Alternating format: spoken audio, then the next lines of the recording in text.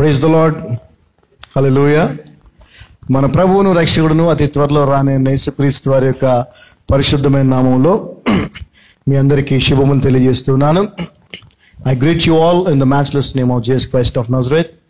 आप सबको यीशु मसीह के नाम पे शुभकामनाएं. మరి ప్రభు యొక్క అపారమైనటువంటి కృపను బట్టి మరి యొక్క పునరుద్ధాన దినమున ఆయన సన్నిధిలో మనం ఉన్నాం. ఇది ఎంతో ఆశీర్వాదకరం. మరి దేవుని సన్నిధిలో ఉండటం కంటే గొప్ప విషయం ఇంకొకటి లేదు. ఆ దేవుని సన్నిధిలో సదాకాలము నిత్య జీవంలో ఉండాలనేటువంటి ఆ ఆశను మనం కలిగి ఉండాలి, కలిగి ఉన్నాము.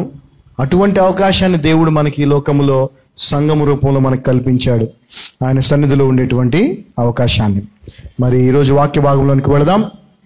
ఫిలిప్పీలకు రాసిన పత్రిక 4వ అధ్యాయము 19వ వచనాన్ని ఒకసారి చదివి ఆ తర్వాత దాని యొక్క అర్థాన్ని, అది ఎవరికి సంబంధించింది, ఎవరి జీవితాలకి అది వర్తిస్తుంది అనేటువంటి సత్యాన్ని తెలుసుకునే ప్రయత్నం చేద్దాం. Philippians 4th chapter 19th words.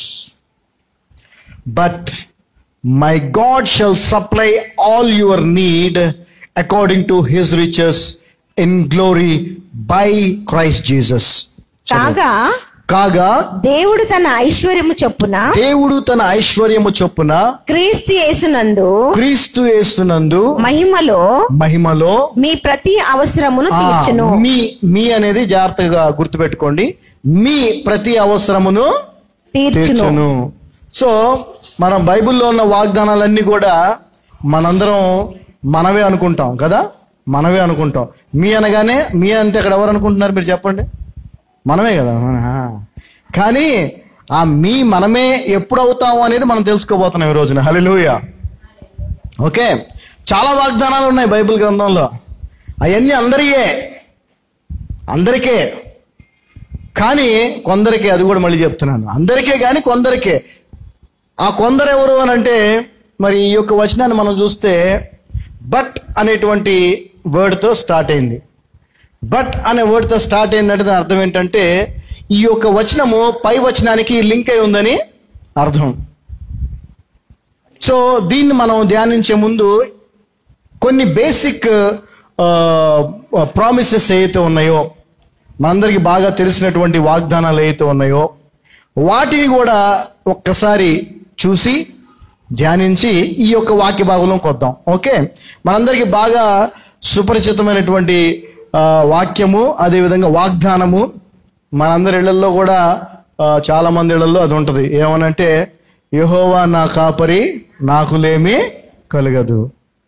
The lord is my shepherd, I shall not want. సరే, ఎవరికి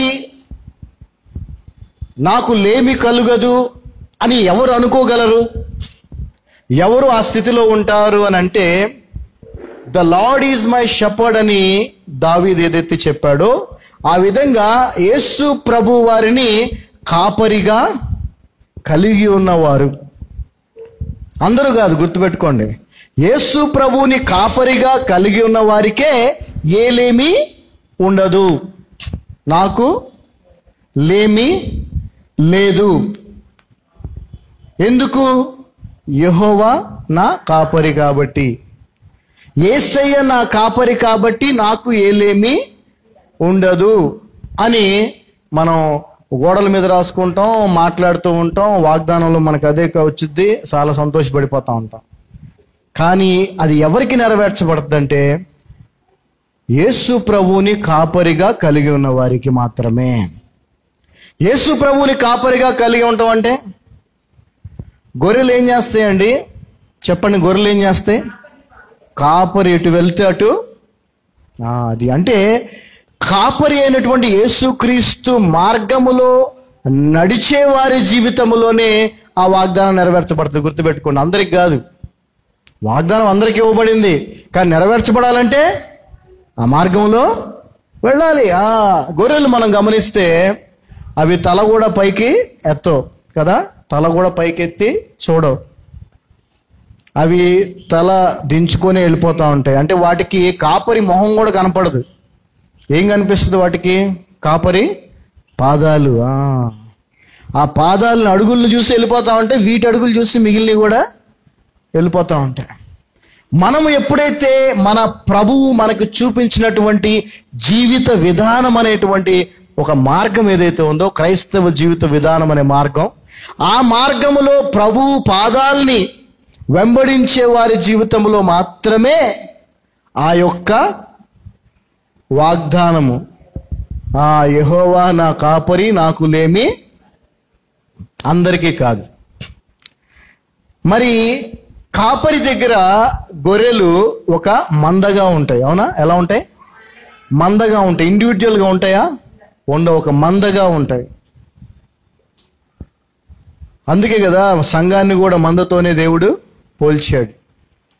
సో ఎప్పుడైతే మనం ఒక మందగా ఉంటామో, అంటే కలిసి ఐక్యతతో ఉండి, అది కుటుంబం అవ్వచ్చు, బంధువులు అవ్వచ్చు, తోటి విశ్వాసులు అవ్వచ్చు, సంఘములో సభ్యులు అవ్వచ్చు, మనందరం ఎప్పుడైతే కలిసి ఒక మందగా ఉండి ఒక మందగా ఆయన పాదాల్ని ఆయన్ని వెంబడిస్తామో అప్పుడు మన జీవితంలో ఏలేమి ఉండదు. యెహోవా నా కాపరి నాకు లేమి, ఐ షల్ నాట్ వాంట్. ఎవరైనా యేసు ప్రభువుని కాపరిగా కలిగి ఉండి ఆయన కాపరిగా ఉంటే గొర్రెలను అనగా ఆయనను వెంబడించేటువంటి విశ్వాసులను ఏ విధంగా చూసుకుంటాడో, ఏ విధంగా ఆయన ప్రేమగా ఆప్యాయతగా చూసుకుంటాడో బైబిల్ గ్రంథం చెప్పింది. ఆ అనుభూతిని ఎవరైనా అనుభవించారా? మళ్ళీ మనం ప్రశ్నించుకోవాలి. ఒక్కసారి ఆ మాటను కూడా చూద్దాం. యెషయా గ్రంథము ఐజియా 40th చాప్టర్ 40వ అధ్యాయము 11th వర్స్ 11వ వచనం. Isaiah 40th chapter 11th verse. యెషయా గ్రంథము 40వ అధ్యాయము 11వ వచనం మనం చదివినట్లయితే, he shall feed his flock like a shepherd, he shall gather the lambs with his arm and carry them in his bosom and shall gently lead those that are with young. చదువమ్మా. గొర్రెల కాపరి వలె, గొర్రెల కాపరి వలె ఆయన తన మందను మేపును, ఆయన తన మందను మేపును. ఎప్పుడైనా మీరు యేసు ప్రభువు చేత మేపబడ్డారా? యేసు ప్రభువు చేత మీ యొక్క జీవితాల్లో తృప్తిని అనుభవించారా? ఆయన చేత మేపబడటం అనేది చాలా గొప్ప విషయం అండి. ఆయన చేత మనం మేపబడటం అనేది చాలా గొప్ప విషయం. మొదటిగా ఆత్మీయ ఆహారమైనటువంటి ఆయన బోధ, క్రీస్తు బోధతో మనం మేపబడాలి. అంతేకాదు మన శారీరక అవసరతలు కూడా ఆయన ద్వారా మనకు తీర్చబడాలి. హల్లెలూయా. చాలా మంది జీవితాల్లో ఈ అనుభూతి ఎప్పుడో ఒక్కసారి ఉంటుంది, ఎప్పుడో ఒక్కసారి, లేదా అప్పుడప్పుడు ఎప్పుడన్నా ఒక్కసారి. ఒక సమయంలో ఒక భయంకరమైన పరిస్థితుల్లో నేను ఉన్నప్పుడు దేవుడు అద్భుత రీతిగా నాకు సహాయం చేశాడని సాక్ష్యం చెప్తాం మనం కదా కదా. కానీ మనం గమనిస్తే గొర్రెల కాపరి గొర్రెలను ప్రతిరోజు మేపుతాడు ఆయన, అవునా? ఎప్పుడో ఒకసారి గుర్తు చేసుకునే విధంగా ఉంటుందా? గొర్రెల కాపరి గొర్రెలను మేపే విధానం ఎలా ఉంటుంది? ప్రతిరోజు కాపరే గొర్రెలకు మేపుతాడు. మరి నీ జీవితంలో, నా జీవితంలో ఈ అనుభవం ఉన్నాయా? ఈ అనుభూతి ఉందా? ప్రతిరోజు ఆయన చేత మేపబడుతున్నటువంటి అనుభవాన్ని నువ్వు కలిగి ఉన్నావా? ఉన్నప్పుడే కదా ఆయన మందలో గొర్రెవు నువ్వు, అవునా? ఇప్పుడు ఉదాహరణ చెప్తాను. మీరు ఒక కంపెనీలో పనిచేస్తున్నారు అనుకోండి, ఆ కంపెనీ మీకు జీతం ఇస్తుంది, ఆ కంపెనీ వల్ల మీ యొక్క కుటుంబం గడుస్తుంది అనుకోండి, అది ఆ కంపెనీ ద్వారా జరుగుతున్నట్టు. మీరు ఇంకొక కంపెనీకి వెళ్ళారనుకోండి, ఆ కంపెనీ జీతం ఇస్తుంది, అప్పుడు ఆ కంపెనీ ద్వారా మీ కుటుంబం జరుగుతున్నట్టు. ఇక్కడ యేసుక్రీస్తుని వెంబడించేటువంటి ఆ గొర్రెల మందలో నువ్వు ఉన్నట్లయితే ఆయన చేత నువ్వు మేపబడాలి. పలానా రోజున దేవుడు ఎంతో అద్భుతంగా నాకు సహాయం చేశాడండి, అది కాదు మేపబడటం. నేను చెప్పనా ఏంటో? చెప్పనా? ఆ బీద విధవరాలు ఆ బుడ్డిలో ఆ నూనె ఆ పిండి ఎలాగైతే ప్రతిరోజు వచ్చినాయో, అవునా కదా? ఏమండి? ఆమె కావాల్సిన దేవుడు ఇచ్చాడు ఒకేసారి కాదు కదా. ఏ రోజు అంటే ప్రతిరోజు ఆమె దేవుని చేత మేపబడింది. హల్లెలూయా. ప్రతిరోజు ఆమె దేవుని చేత మేపబడింది. మరి నువ్వు నేను ఆ విధంగా మేపబడుతున్నామా? అలా మేపబడటమే ఆయన గొర్రెలో మందగా ఉండటం. హల్లెలూయా. ఆయన మందలో గొర్రెలుగా ఉండటం. ఆయన వెంబడించే వారికి ఈ అనుభూతి ఉంటుంది. ఆయన పాదాలను వెంబడించే వారికి ఈ అనుభూతి ఉంటుంది. ఆయన మందలో ఉండి ఆయన పాదాలను వెంబడించే వారికి అనుభూతి ఉంటుంది. అటువంటి వారికి ఏ లేమి ఉండదు. ఆమె ఎంత లేమిలో ఉందో మనకు తెలుసు కదా. కరువులో ఇంకా కొద్దిగా పిండి ఉంది, అది తిని చచ్చిపోయే పరిస్థితి. కానీ ఆమెని దేవుడు ఏ స్థితి తీసుకెళ్ళాడంటే, యెహోవా నా కాపరి, నాకు లేమి కలుగదు. ఎందుకంటే ఒకరోజు ఎక్స్పీరియన్స్ కాదు ఆమెకు, అది ఎవ్రీడే ప్రతిరోజు ఆమెను దేవుడు మేపుతూ వచ్చాడు. మరి ఈ రోజున నీ జీవితంలో నా జీవితంలో ఎటువంటి అనుభవాన్ని నువ్వు కలిగి ఉన్నావు? తప్పులేదు, నువ్వు పని చేయటంలో, పని చేస్తే దేవుడు నీకు ఒక జీతమో లేదంటే నీ బిజినెస్లో కొంత డబ్బునో ఇస్తే దాని ద్వారా నువ్వు తినటంలో తప్పులేదు, అది కూడా దేవుడు మేపినట్టే. కానీ నీ యొక్క ఆలోచన విధానము, నీ యొక్క విశ్వాసము ఎలా ఉండాలి అని అంటే, దేవుడే నన్ను మేపుతున్నాడు అని అనుకోవాలి. నువ్వు నేను పని చేశాను, నాకు జీతం వచ్చింది, నేను నా ఫ్యామిలీ తిన్నాము అని అనుకున్నావు అనుకో, నువ్వు ఆయన గొర్రెలో మందవి కాదు. ఈ పర్సెప్షన్ ఏదైతే ఉందో ఇది క్రైస్తవుల్లో బాగా ఎక్కువగా మరి ఏమంటారు, నేను అంటే వాళ్ళే ఏదో సాధించి వాళ్ళే ఏదో కష్టపడి, బైబిల్ చెప్తా ఉంది భాగ్యము సంపాదించుకున్నటకు నేను నీకు సామర్థ్యము కలుగజేస్తానని దేవుడు అబ్రహాముతో అన్నాడు. అంటే నువ్వు సంపాదించుకోవాలంటే కూడా నీకేం కావాలి? సామర్థ్యం కావాలి కదా. అది ఎవరిస్తారంట? దేవుడే. నీకు శక్తి, నీకు బలము, నీకు ఆయుష్, నీకు ఆరోగ్యం ఎవరిస్తున్నారు? దేవుడే. మనం ఎంత ఖచ్చితంగా చెప్తున్నాం ఈ రోజున క్రైస్తవులు మాత్రమే కాదు, ప్రభువుని ఆశ్రయించిన వారు మాత్రమే కాదు, ఒక డాక్టర్ దగ్గరికి వెళ్ళి, ఒక అన్యుడైన డాక్టర్ దగ్గరికి వెళ్ళి ఒక మందు, ఒక మెడిసిన్ వాడి స్వస్థత పొందుకున్నా కూడా ఆ స్వస్థత దేవుని దగ్గర నుంచే, ప్రభు నుంచే అని మనం చెప్తున్నాం లేదా? ఎందుకని? ఈ సృష్టిని సృష్టించింది ఆయనే, ఆ యొక్క మెడిసిన్ తయారైంది ఆ సృష్టిలో నుంచే, ఆ డాక్టర్ని సృష్టించింది ఆయనే, అతనికి ఆ జ్ఞానాన్ని ఇచ్చింది ఆయనే. కాబట్టి స్వస్థత ప్రభువు నుంచే తప్ప ఇంకెక్కడి నుంచి కలుగదు. ఇది చెప్తాం బాగానే, కానీ మన వ్యక్తిగత జీవితం, కుటుంబ జీవితానికి వచ్చేటప్పటికి నువ్వు సరిగ్గా పని చేయట్లేదు, నేను ఎక్కువ కష్టపడుతున్నాను, నువ్వు అది తేవట్లేదు, నేను తెస్తున్నాను, లేదంటే నేను సంపాదిస్తున్నాను, నువ్వేమీ సంపాదించట్లేదు. ఈ ఆలోచన విధానం ఉంది చూసారా, ఆ ఆలోచన విధానమే నిన్ను యేసు క్రీస్తు యొక్క గొర్రెల మందలో నుంచి వేరు చేస్తా ఉంది. గుర్తుపెట్టుకో. నువ్వు ఏం చేస్తున్నా, ఎలా ఉన్నా, నీకు ఏ రూపంలో దేవుడు నీకు ఆహారాన్ని కానీ అవసరాలను కానీ తీరుస్తున్నా, అది ఆయన ద్వారానే నువ్వు మేపబడుతున్నట్టుగా నువ్వు విశ్వసించినప్పుడే నువ్వు ఆయన మందలో గొర్రెవి. ఆ తర్వాత వచనాన్ని మనం చూస్తే, చదువు అదే వచనంలో రెండవ భాగాన్ని మనం చూస్తే, he shall gather the lambs with his arm. చదువమ్మా. తన బాహువుతో గొర్రె పిల్లలను కూర్చి చూసారండి, ఇట్లా దగ్గర తీసుకొని ఆయన రొమ్ముకు ఆనించుకుంటాడంట. హల్లెలూయా. మరి ఎప్పుడన్నా మీకు అనుభవం కలిగిందా? Have you ever felt that? మనకు తెలుసు, మన పిల్లల్ని మన దగ్గర తీసుకుంటాం, అవునా? మన తల్లిదండ్రులు మనల్ని కూడా దగ్గరికి తీసుకున్న అనుభవం మనకి ఉంది. భార్యని దగ్గర తీసుకోవటం, భర్తని, స్నేహితుల్ని దగ్గర తీసుకోవటం, చాలా కాలం తర్వాత బంధువులు కలిసినప్పుడు దగ్గర తీసుకోవటం, ఆ ఫీలింగ్ ఎలా ఉంటుందో మనకు తెలుసు కదా కొంచెం. యేసు ప్రభు మనల్ని అలా ఆయన చేత్తో అలా దగ్గర తీసుకొని హత్తుకోవటం అనేటువంటి ఫీలింగ్ మీరు ఎప్పుడు అనుభవించారా? When you trust the Lord 100%, you can have that feeling experienced. Yesu ప్రభు మీద 100% పూర్తి విశ్వాసాన్ని, నమ్మకాన్ని నువ్వు ఎప్పుడైతే పెట్టుకుంటావో, నా ప్రభు నాకున్నాడు, నాతో ఉన్నాడని, అప్పుడు నువ్వు అనుభూతిని పొందుకుంటావు.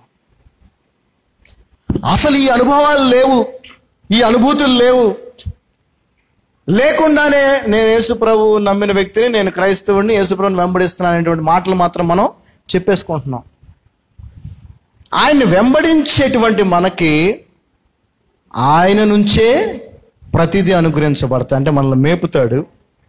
అంతేకాదు మనల్ని ఎంత చక్కగా దగ్గర తీసుకొని ఆయన యొక్క మరి ఆ భోజం అనగా ఏమనుందమ్మా తెలుగులో, రొమ్మునకు మనల్ని హత్తుకుంటాడంట. హల్లెలూయా.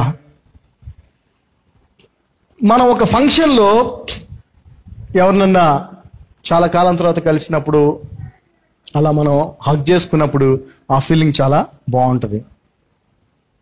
కానీ ఎప్పుడన్నా మనం చాలా బాధలో, వేదనలో ఉన్నప్పుడు, ఉదాహరణ చెప్తున్నాను, ఒకవేళ మీకు సంబంధించిన మీ నాన్నగారు అమ్మగారు మరణించడం ఏదో అట్లాంటి పరిస్థితి జరిగింది, ఆ టైంలో నువ్వు చాలా ఇష్టపడే స్నేహితురాలు వచ్చి నిన్ను అలా హగ్ చేసుకుంటే నీకు కలిగేటువంటి ఓదార్పు ఎలా ఉంటుంది కదా.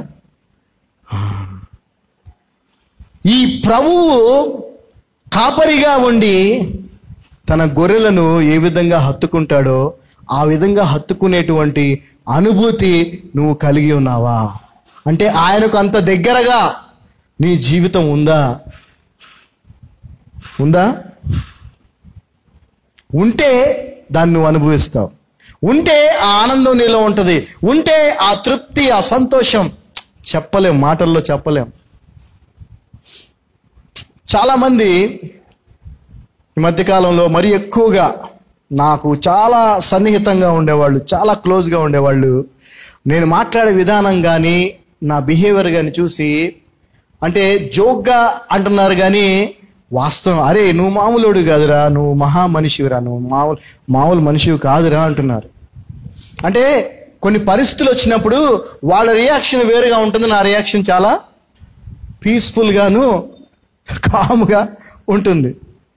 అరే ఇంత భయంకరమైన పరిస్థితి జరిగితే నువ్వు ఇంత ప్రశాంతంగా ఎలా ఉంటున్నావురా అని చెప్పి అంటున్నారు. పర్లేదురా ప్రభు ఉన్నాడు, ఏం కాదు అని అంటాను. అమ్మో నువ్వు మామూలు మనిషి కాదురా అంటున్నారు. కుటుంబ సభ్యులు అంటారు, స్నేహితులు కూడా అదే మాట అంటున్నారు. దీనికి కారణం ఏంటంటే నేను దేవుని కృపను బట్టి ఆయనను ఆశ్రయించి ఆయన యందు ఆనందిస్తా ఉన్నాను. ఆయన్ని అనుభవించాలండి, మీకు అర్థం కావట్లేదు. ఇప్పుడు మనకి చలికాలం మొదలైనప్పుడు, చలి బాగా ఉన్నప్పుడు నువ్వు బయటికి వెళ్తే ఏమవుద్ది? చలిలోకి వెళ్తే దాన్ని నువ్వు అనుభవించగలుగుతావు కదా. ఇంట్లో కూర్చొని రగ్గు వేసుకొని రగ్గు కప్పుకొని కూర్చొని ఉన్నావు అనుకో, ఆ చలి ఏంటో దాని అనుభూతి ఏంటో నీకు ఎప్పటికీ తెలియదు. అదేవిధంగా నువ్వు ప్రభువుకి దగ్గరయ్యి ప్రభుతో సహవాసం చేస్తుంటేనే కదా నీకు అనుభూతి తెలిసేది. ప్రభు అంటే ఎక్కడో లేడండి, ప్రభు అంటే వాక్యమే. హల్లెలూయా, గుర్తుపెట్టుకో, ప్రభు అంటే వాక్యమే. ఆయన వాక్యముతో నువ్వు సహవాసం చేస్తా ఉన్నప్పుడు ఆ అనుభూతి నీకు కలుగుతుంది. చదవమ్మ తర్వాత వచనం, అదే వచనం తర్వాత. తన బావుతో గొర్రె పిల్లలను కూర్చి రొమ్మును ఆనించుకొని మోయును పాలిచ్చు వాటిని ఆయన మెల్లగా నడిపించును. హల్లెలూయా. సో ఇక్కడ ఒక కాపరి గొర్రెలను ఏ విధంగా మరి వాటి యొక్క కేరింగ్ ఎలాగైతే ఉంటుందో ఆ విధంగా ప్రభువు మనల్ని చూసుకుంటాడని వాక్యం స్పష్టంగా చెప్తా ఉంది. మరి అంత బాధ్యతగా, అంత ప్రేమగా, ఆప్యాయతగా నేను చెప్తున్నాను కదా, ఈ ప్రపంచంలో ఎవ్వరు నిన్ను చూసుకోరు, ఆయన మాత్రమే. ఆయన దగ్గరే నీకు ఆనందం ఉంటుంది, ఆయన దగ్గరే నీకు ఆ యొక్క శాంతి, సమాధానము, నెమ్మది. ఆయనే నీకు ఆహారాన్ని ఇచ్చేది. ఎంత గోడల మీద రాసుకున్నా ఉపయోగం లేదు. You should obey, you should follow. యెహోవా నా కాపరి, నాకులేమీ కలగదు. సో ఈ వాగ్దానం ఎవరికండి చెందేది? ఎవరి జీవితంలో ఇది నెరవేరుద్ది? ఎవరైతే ఆయన కాపరిగా కలిగి ఉండి ఆయన పాదాలను వెంబడిస్తూ ఆయనని సమస్తముగా ఎంచి ఆయనతోనే అనుబంధము కలిగి ఉన్నవారు మాత్రమే ఈ యొక్క వాగ్దానాన్ని స్వతంత్రించుకుంటారు, పొందుకుంటారు. అదేవిధంగా మత్తయి సువార్త 6వ అధ్యాయము, మత్తయి సువార్త 6వ అధ్యాయము 8వ వచనాన్ని మనం చదివినట్లయితే, ఇది కూడా మనందరికీ బాగా సుపరిచితమైనటువంటి వచనము. ఈ వచనాన్ని కూడా మనందరం బాగా ఎప్పుడు పలుకుతూ ఉంటాం, చెప్తూ ఉంటాం. ఈ వచనంలో 2వ భాగం ప్రాముఖ్యంగా, for your father knoweth the things ye have need of before ye ask him. చదవమ్మా. మీరు మీ తండ్రిని అడగక మునుపే, మీరు ఇందాక ఫిలిపియన్స్ 4:19లో మీ ప్రతి అక్కర అన్న దగ్గర మీ అనేది గుర్తుపెట్టుకోమన్నాను కదా, ఇక్కడ కూడా మీరు అనేది గుర్తుపెట్టుకోండి. ఆ మీరులో మనం ఉన్నామో లేదో తెలుసుకోవాలి. ఈ మీరు లేదంటే ఈ వాగ్దానాలు అందరివే, కానీ స్వతంత్రించుకునేది మాత్రం కొందరే. ఆ కొందరిలో మనం ఉన్నామా లేదా? చదవమ్మా. మీరు మీ తండ్రిని అడగక మునుపే, మీరు మీ తండ్రిని అడగక మునిపే మీకు అక్కరగా ఉన్నవేవో ఆయనకు తెలియను. ఇక్కడ స్పష్టమైన సంబంధం ఒకటి కనిపిస్తా ఉంది. తండ్రి బిడ్డల సంబంధం ఇక్కడ కనిపిస్తా ఉంది. సో మనకు దేవుడు తండ్రిగా ఎప్పుడు ఉంటాడు? మనం యేసు ప్రభుని రక్షకుడిగా అంగీకరించినప్పుడే కదా. రైట్. అంటే ఇది పర్టికులర్గా ఈ ప్రామిస్ ఎవరికై అంటే ఖచ్చితంగా విశ్వాసులకే. అయితే మీరు అడక్క మునిపే మీ అక్కర్లు తండ్రికి తెలుసు అని, ఈ మీరు ఎవరయ్యా అనంటే, ఇప్పుడు అదే వచ్చిన మొదటి భాగాన్ని మనం చదివితే, be not ye therefore like unto them అన్నాడు. మీరు వారి వలె ఉండకుడి అంటున్నాడు. సో ఇక్కడ గమనించాలి, మనం అడగక మునిపే మన అక్కర్లు మన తండ్రి అయిన దేవునికి తెలియాలి అని అంటే, మనమంట కొంతమందిలాగా ఉండకూడదనంట. ఆ కొంతమంది ఎవరు అని అంటే, ఇప్పుడు 5వ అధ్యాయం చూద్దాం, 5వ వచనం చూద్దాం. 5వ వచనం, and when thou prayest, thou shalt not be as the hypocrites are, for they love to pray standing in the synagogues and in the corners of the streets, that they may be seen of men. Verily I say unto you, they have their reward. చదవమ్మా. మరియు మీరు ప్రార్థన చేయనప్పుడు వేషధారుల వలె ఉండవద్దు. చూడండి, మీరు అడగక మునిపే మీ అక్కర్లు మీ తండ్రికి తెలుసు అనేటువంటి మీరులో మీరు నేను ఉండాలి అని అంటే, మనం ఎలా ఉండకూడదు? వేషధారులుగా ఉండకూడదు. మొదటిగా వేషధారణ అంటే మనకు తెలుసు కదా, పైన ఒకటి లోపల ఒకటి బయట, ఇది వేషధారణ. మరి నాకు తెలిసినంత వరకు 99% క్రైస్తవ సమాజంలో ఇదే ఎక్కువగా మనం చూస్తున్నాం. సో అంటే ఈ క్రైస్తవులని చెప్పుకుంటున్నా కూడా, నేను అడగకపోనిపే మీ అక్కర్లు తండ్రికి తెలుసు అనేటువంటి వాగ్దానం విషయంలో వీళ్ళు అక్కడ లేరు అని అర్థం. వేషధారులుగా ఉండేవారికి ఈ వాక్యము వర్తించదు, ఈ వాగ్దానము స్వతంత్రించుకోలేరు. తర్వాత చూడండి, for they love to pray standing in the synagogues and in the corners of the streets, that they may be seen of men. చదవమ్మా. మనుషులకు కనబడవలెనని సమాజ మందిరములలోను వీధుల మూలలలోను నిలిచి ప్రార్థన చేయుట వారికి ఇష్టము. జాగ్రత్త గమనించండి. ఈ బ్యాచ్ ఎవరయ్యా అంటే, సమాజ మందిరాల్లో లేదంటే పబ్లిక్ ప్లేసెస్లో అనుకోవచ్చు, ఇంకా సంఘాలనే కాదు సహవాసాలు, పబ్లిక్ ప్లేసెస్లో పెద్దగా గొప్పగా ప్రార్థనలు చేస్తూ ఉంటారంట. అక్కడ ప్రార్థన చేయటం తప్పని ప్రభు చెప్పట్లేదు, కానీ వాళ్ళ ఉద్దేశం తప్పు అంటున్నాడు. వాళ్ళ ఉద్దేశం ఏంటది? అందరికీ తెలియాలి అని. ఈ రోజున కొంతమందిని గురించి కొంతమంది భలే గొప్పగా చెప్తారు. ఏమనంటే వీళ్ళు ప్రార్థన వీరులు, ధీరులు. అవునా? అవునా? Prayer warriors. విన్నారు లేదా పదం? ప్రార్థన యోధులు. ప్రభువుకి వీరులు, ధీరులు, యోధులు కాదు కావాల్సింది, దీనులు కావాలి. అవునా? ఎవరు కావాలండి? దీనుల ప్రార్థన అని బైబిల్ ఎన్నోసార్లు ఉంది. కానీ యోధులు, వీరులు, వారియర్స్ అని ఎక్కడ బైబిల్లో ఉందండి? చెప్పండి, బైబిల్లో ఉందా? మరి ఎందుకండి? ఎందుకు ఈ పేర్లు వచ్చినాయి? ఎందుకు ఈ పేర్లు వచ్చినాయి వాళ్ళకంటే వాళ్ళు అలా ప్రార్థన చేస్తారు. చూడండి, ఏదైనా సంఘానికి వెళ్ళండి, వాళ్ళు చెప్తారు, అమ్మో భలే ప్రార్థన పర్వాలండి, ఏం ప్రార్థన చేస్తుందండి మీకు తెలియదు, భలే విన్నారు లేదు ఈ మాటలు?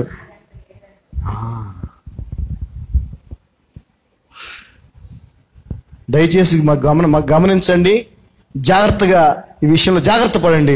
ప్రభువుకి ప్రార్థన యోధులు, ప్రార్థన వీరులు కాదు కావాల్సింది, ప్రార్థన దీనులు కావాలి. దీనులు. నీ ఉద్దేశాన్ని దేవుడు చూస్తాడు, గుర్తుపెట్టుకో. ఈ మధ్య బాగా, అంటే ఈ మధ్య ఉందిలేండి, ఎప్పటి నుంచో నడుస్తూ ఉంది. మేము ఒక 40 రోజులు 15 రోజులు ఉపవాస ప్రార్థన చేస్తున్నాము, మీ యొక్క ప్రార్థన అవసరతలు ఏమైనా ఉంటే పెట్టండి అని పెడతా ఉన్నారు జనాలు. తప్పులేదు, చేయండి, తప్పులేదు. కానీ ప్రార్థన ఎలా చేయాలో ప్రభు చెప్పాడు, అలా చేయండి. తర్వాత వచనం, 6వ వచనం చూడండి. But thou, when thou prayest, enter into thy closet, and when thou hast shut thy door, pray to thy Father which is in secret, and thy Father which seeth in secret shall reward thee openly. చదువమ్మా. నీవు ప్రార్థన చేయనప్పుడు నీ గదిలోనికి వెళ్ళి తలుపు వేసి రహస్యమందున నీ తండ్రికి ప్రార్థన చేయము. అప్పుడు రహస్యమందు చూచిన నీ తండ్రి నీకు ప్రతిఫలం ఇచ్చును. ప్రభు ఎలా ప్రార్థన చేయమన్నాడు నేర్పించాడండి. అంటే నువ్వు ప్రార్థన చేస్తున్నావు అని చాటింపు వేసుకోవాలా? ఏమండి చెప్పాలా? ప్రార్థన చేస్తున్నాను, చేయబోతున్నాను చాటింపు వేసుకోవాలా? మరేంది మరి ఇది గోల? మన వాళ్ళందరూ కూడా ఉపవాస ప్రార్థనలు పాంప్లెట్లు మరి పంచుతున్నారు. ఏం సార్, ప్రభు ఎట్లా చేయమంటున్నాడు ప్రార్థన? నేను ప్రభువునే ఫాలో చేస్తానండి, మనుషులు నేను ఫాలో చేయను. ప్రభు ఏం చేయమంటున్నాడు? పర్సనల్గా ఒక గదిలోకి వెళ్ళి, మూలకి వెళ్ళి రహస్యంలో మీ తండ్రికి ప్రార్థన చేయి. ఆలోచించండి, మనం ఏం చేస్తున్నామో, ఏంటి పరిస్థితి. ఎందుకు క్రైస్తవ జీవితంలో, క్రైస్తవ సమాజంలో, వాళ్ళ జీవితాల్లో దేవుడు అనుగ్రహించే శాంతి, దేవుడిచ్చే తృప్తి, దేవుడిచ్చే సమాధానము, ఆనందము ఎందుకు లేవో ఒకసారి ఆలోచించండి. ఆయన చెప్పినట్టుగా జీవించట్లా మనం. మీరు అడగక మునిపే మీ అక్కర్లు మీ తండ్రికి తెలుసు అని మీరు అని ఎవరితో చెప్పాడో ఆ మీరులో మనం ఉన్నామా లేదా? ఆ మీరులో మనం ఉండాలంటే హిపోక్రెట్స్ లాగా ఉండకూడదు, అందరికీ తెలియాలని ప్రార్థన చేయకూడదు. అదేవిధంగా ప్రార్థన ఎలా చేయాలా? పర్సనల్గా. అందుకే ఈ ప్రార్థన మీద నేను ఒక దేవుని కృపను బట్టి ఒక మంచి స్టడీ దేవుడు చేపి ఇచ్చాడు నాకు జ్ఞానం. దానికి సంబంధించి ఒక 3 నెలలు పడుతుంది దాని గురించి చెప్పాలంటే, ప్రార్థన గురించి. 2016లో అమెరికాలో ఒక సంఘం వాళ్ళు తెలుగు క్రిస్టియన్ ఫెలోషిప్ అని TCF కాలిఫోర్నియా వాళ్ళు అడిగినప్పుడు వాళ్ళకి అక్కడ బోధించడం జరిగింది. సింపుల్ కాదండి, ఏది సింపుల్ కాదు, గుర్తుపెట్టుకోండి. There is so much depth, చాలా లోతైనటువంటి విషయాలు ఇవన్నీ కూడా.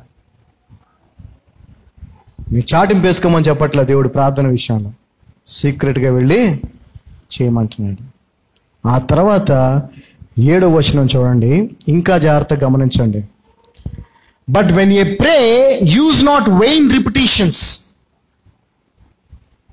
మీరు ప్రార్థన చేయనప్పుడు మరియు మీరు ప్రార్థన చేయనప్పుడు అన్యజనుల వలె వ్యర్థమైన మాటలు వచింపవద్దు. జాగ్రత్తగా గమనించండి, తెలుగులో వ్యర్థమైన మాటలు, ఇంగ్లీష్ లో vain repetitions as heathen do. Vain repetitions. Repetition అంటే మీకు తెలుసుగా, రిపీట్ చేయడం అంటే ఏంటంటే పదే పదే చెప్పిందే. వెయిన్ అంటే వ్యర్థమైన. అలా ఎవరు చేస్తారంట? అన్యులు చేస్తారంట. అలా మీరు చేయొద్దు. స్తోత్రం స్తోత్రం స్తోత్రం స్తోత్రం స్తోత్రం స్తోత్రం స్తోత్రం స్తోత్రం స్తోత్రం స్తోత్రం స్తోత్రం స్తుతి స్తుతి స్తుతి స్తుతి స్తుతి. ఏంటది? చెప్పండి, ఏంటది? ఏంటది? ప్రార్థనలో భాగం అది. అంతే, వెయిన్ రిపిటేషనే అది.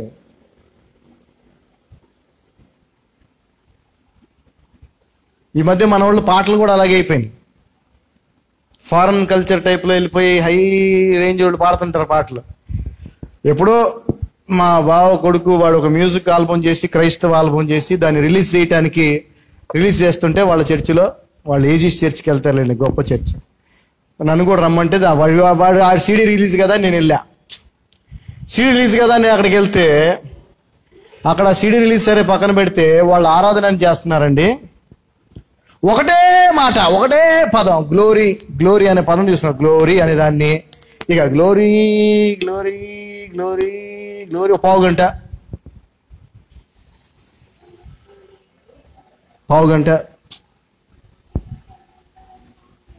మేము రాగానే మా బావ అడిగాడు, ఏంటర్ అట్లా బాగా జరిగిందా అంతా అండి. ఏం బాగా జరిగింది? ఏందా బాబు అది, స్వామి అయ్యప్ప అయ్యప్ప స్వామి అన్నట్టు వాళ్ళు ఎలాగైతే చెప్తానే ఉంటారు లేదు అది. అలా అన్యులు చేస్తారని కూడా బైబిల్లో ఉంది. నేను జాగ్రత్త చదువుతున్నా వినండి. 7వ వచనం, మత్తయి సువార్త 6:7. When ye pray, use not vain repetitions as the heathen do. మరియు మీరు ప్రార్థన చేయనప్పుడు అన్యజనుల వలె వ్యర్థమైన మాటలు వచింపవద్దు. Vain repetitions అవసరం లేదండి, అవసరం లేదు. అండ్ ఆ తర్వాత నెక్స్ట్ చూడండి,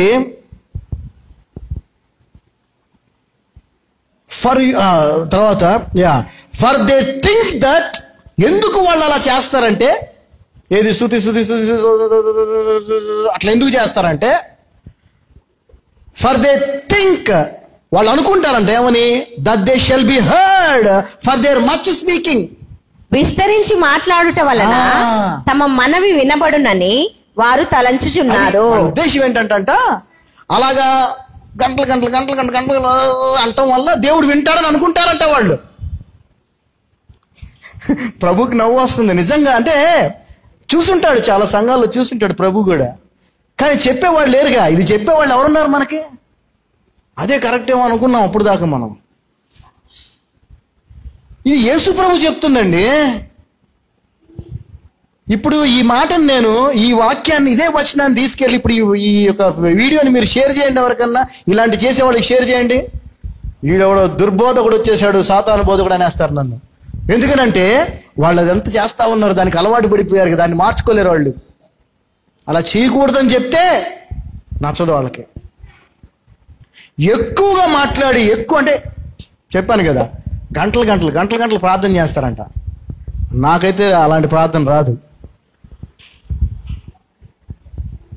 క్లియర్గా ఉందో లేదు సార్, అలా చేయటం వల్ల దేవుడు వింటాడని అనుకుంటారు వాళ్ళు అని చెప్పి 8వ వచనంలో, మీరైతే అలాగా చెయ్యబాకండి, మీరైతే అలాగా చేయబాకండి. అప్పుడు మీరు అడగక మునిపే మీ ప్రతి అక్కర మీ తండ్రికి. ఈ మీరులో మనం ఉన్నాం లేదు చూసుకోవాలి. ఇప్పుడు ఈ మీరులో మనం ఎంతమంది ఉన్నాం? The lord is my shepherd, I shall not want. అది ఎంతమందికి మరి వర్తిస్తుందో మనల్ని మనం ఒకసారి ఎగ్జామిన్ చేసుకొని, ఆ స్థితిలో మనం లేకపోతే ఆ స్థితిలోకి మనం వెళ్ళిపోవాలి. అదేవిధంగా నేను అడక్క ముందే నా తండ్రికి నా అక్కర్లు తెలుసు అనేటువంటి ఆ వాగ్దానము, లేదంటే ఆ ఆత్మీయ స్థితికి నువ్వు వెళ్ళాలి అని అంటే ఆయన చెప్పినట్టుగా మనం ఉండాలి. ప్రభు యొక్క బోధలో గొప్పతనం ఏంటో తెలుసా అండి? ఆయన బోధ మీరు ఎప్పుడన్నా, ఆయన బోధ అంటే మత్తయి సువార్త 5, 6, 7 అధ్యాయాలు అసలు అబ్సల్యూట్ ఇక తిరుగులేని బోధ అది. ఎప్పుడైనా మీరు గమనించండి, ఆయన మొదటగా ఏమి చేయకూడదో చెప్తాడు, తర్వాత ఏం చేయాలో చెప్తాడు. మీరు గమనించండి, తర్వాత చదవండి ఇంటికి వెళ్ళి. మొదట ఏమి చేయకూడదో చెప్తాడు, తర్వాత ఏం చేయాలో చెప్తాడు ఆయన. ఎందుకు చేయకూడదని చెప్తున్నాడంటే, మొదటగా దానికి ఎందుకు చెప్తున్నాడంటే చేయకూడనే మనం చేస్తూ ఉన్నాం కాబట్టి. ఇప్పుడు అది విషయం. ఆయన వచ్చే టైంకే చేయకూడనే ఆల్రెడీ చేస్తా ఉన్నారు కాబట్టి ఆయన ఎప్పుడు చెప్పినా ఏమి చేయకూడదు.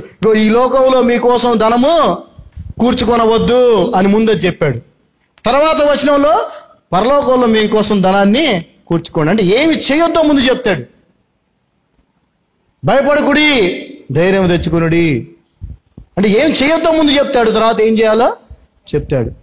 సో ఇక్కడ ఈ యొక్క వచనం మనందరం అనుకోవచ్చు, మేము అడక్క ముందే మా ప్రభువుకి మా అక్కర్లు తెలుసు అని అందరూ అనుకోవచ్చు, తప్పులేదు. కానీ అది నెరవేరేది ఎవరికయ్యానంటే పైన ఆయన చెప్పినట్టుగా చేసిన వాళ్ళకే. హల్లెలూయా, హల్లెలూయా. ఈ చాలామంది చెప్పాను కదా, ఎక్కువ మాట్లాడేసేసి ఎక్కువ గంటలు ప్రార్థన చేసేస్తే దేవుడు వింటాడనే ఆలోచనతో ఉంటారు. మరి అది వారి విజ్ఞతకే విడిచిపెట్టాలి. ప్రసంగి గ్రంథం ఒకసారి చూడండి, 5వ అధ్యాయం 2వ వచనం. ప్రభు చెప్పిన మాట అయితే మనం చూసాం. ఒకసారి ప్రసంగి ఏమంటున్నాడు చూద్దాం. ప్రార్థన అంటే ప్రభుతో మాట్లాడటమేగా, ప్రభుతో మనం చేసే కాన్వర్జేషనే కదా. ఆయన ఎంత కేర్ఫుల్గా మనం ఉండాలని చెప్తున్నాడు చూడండి ఒకసారి. ఎక్లెసియాస్టిస్ 5th chapter 2nd verse. ప్రసంగి గ్రంథం 5వ అధ్యాయం 2వ వచనం. Be not rash with my mouth, and let not thine heart be hasty to utter anything before God. For God is in heaven, and thou upon earth. Therefore let thy words be few. చదవమా. నీవు దేవుని సన్నిధిని అనాలోచనగా పలుకుటకు నీ హృదయమును త్వరపడనీయక. అంటే ఏది పడితే అది మాట్లాడద్దు దేవుని సన్నిధిలో. అంటే నీ నోరు జాగ్రత్తగా కంట్రోల్లో పెట్టుకో. త్వరపడనీయక నీ నోటిని కాచుకోము. దేవుడు ఆకాశమందున్నాడు, నీవు భూమి మీద ఉన్నావు. కావున నీ మాటలు కొద్దిగా ఉండవలెను. జాగ్రత్త. ఒకసారి ఆలోచించండి. మీరే ముఖ్యమంత్రి గారితో మీకు అపాయింట్మెంట్ దొరికింది, మాట్లాడే అవకాశం దొరికింది. గంటలు మాట్లాడుతూ ఉంటావు. నువ్వు వెళ్ళాడా ఆయనతో? 1-2 మాటలు అంతేనా? అంతేగా. నీ పరిస్థితి ఏదో నీదేదో చెప్పుకోవడానికి కొన్ని మాటలు అంతే. ఎక్కువ మాట్లాడుతున్నావు అనుకో, పక్కన ఏం చేస్తారు పిఏ. మన మీటింగ్లో కూడా చూస్తుంటాం కదా, ఎవరికైనా మైక్ ఇస్తారు, అమ్మ ఏదైనా అడుగమ్మా అనగానే సార్ మీరు అది ఇది అంటే ఓకే. కొంచెం ఏమైనా అనవసరమైన మాట్లాడుతుంది అనుకో, అంటే మైక్ లాకుండా ఇంకో ఓవర్ యాక్షన్ చేస్తే ఏం చేస్తారు? బయటికి ఏంటి అని అంటారా లేదా? అంటే ఒక ఎగ్జాంపుల్ చెప్తున్నాను. స్థాయి అది మర్చిపోకూడదు మనం. దేవుడు ప్రభు ఏది పడితే అది నీ ఇష్టం వచ్చినట్టు గంటలు అది కరెక్ట్ కాదు. పాపం ప్రసంగ్ గారు కూడా చెప్పారు, అంటే సొలొమోను కూడా చెప్పాడు ఆ విషయాన్ని. ప్రభు చెప్పాడు స్పష్టంగా, ఏమని? మీరు వాళ్ళు అనుకున్నట్టు ఎక్కువగా మాట్లాడితే, ఎక్కువగా చెప్తే, ఎక్కువ గంటలు ప్రార్థన చేస్తే దేవుడు వింటాడనే ఆలోచన కరెక్ట్ కాదు. వాళ్ళలాగా మీరు అనుకోబాకండి అంటున్నాడు. హల్లెలూయా. సో మనము అడగక మునిపే మన అక్కర్లు తండ్రికి తెలియాలని అంటే మన ప్రార్థనా జీవిత విధానం అలా ఉన్నప్పుడే జరుగుద్ది. గుర్తు. హల్లెలూయా. రైట్. సో 2 వాక్య భాగాల్ని మనం చూసాం. పాత నిబంధనలో యెహోవా నా కాపరి, నాకు లేమి కలుగదు అనేది ఎవరికి వర్తిస్తుంది? ఆ తర్వాత కృత నిబంధనలో ప్రభు చెప్పిన మాట, మీరు అడగక మునిపే మీ అక్కర్లు మీ తండ్రికి తెలుసు అనే దాంట్లో మీరులో మనం ఉన్నామో లేదో ఇప్పుడు పరీక్షించుకొని ఆ మీరులో మనం ఉండే ప్రయత్నం చేయాలి. అదేవిధంగా ఇప్పుడు ఫిలిప్పీలకు రాసిన పత్రిక 4వ అధ్యాయము 19వ వచనానికి వచ్చాం కదా. ఏమని? My God shall supply all your need according to his riches in glory by Christ Jesus. ఇది ఇక్కడ మీ అనేది ఎవరో మనం చూద్దాం. చదవమా.